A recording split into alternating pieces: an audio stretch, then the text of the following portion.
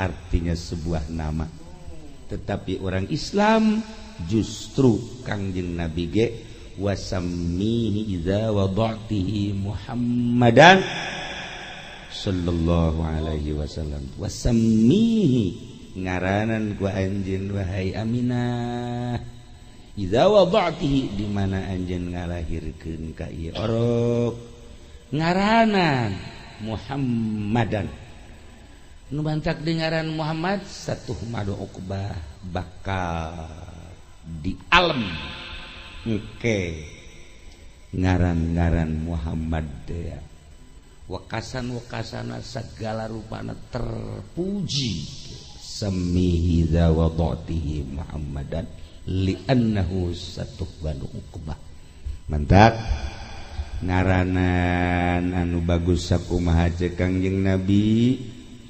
Kangjeng Nabi nyarita cak Kangjeng Nabi min hakil walad ala waladihi min hakil waladi ala walidihi salah satu asya hak anak terhadap indung jeung bapana tilu hiji ayusammiyahu bismin hasanin idza wulida ngaranan anak make ngaran nu bagus di mana geus lahir bagus sakumaha tadi ngaran Allah make abdu atawa ngaran para nabi atawa ngaran para wali atawa ngaran para ulama bismin hasanin make ngaran nu bagus cek agama ulah sambarangan ngaran ieu mah waduh ieu lahir poe naon ieu we bulan naon bulan Desember geus Desi masyaallah Iya, ini Agustus, Agus. Iya mah September, Septi. Masya Allah. Ari iya mah Novia kalau peking.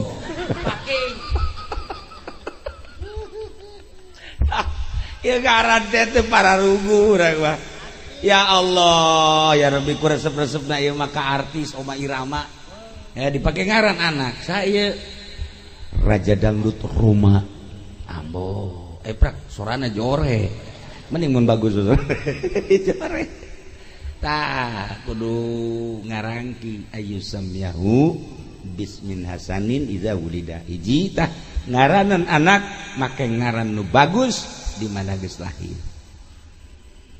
malah lamun lahirna poe Minggu kudu aya alipah nu bagus mah lamun poe Senin kudu aya nun lamun poe Salasa lam atawa sa lamun Rebo kudu aya roan atawa ain lamun Kemis aya kho atawa aya sin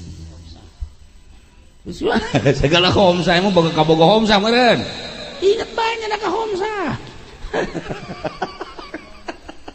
lamun Jumat kudu aya jima bagus lah ieu mah lamun Sabtu sin atawa ba tah sarwiti Sabtu eta sarboa Sabtu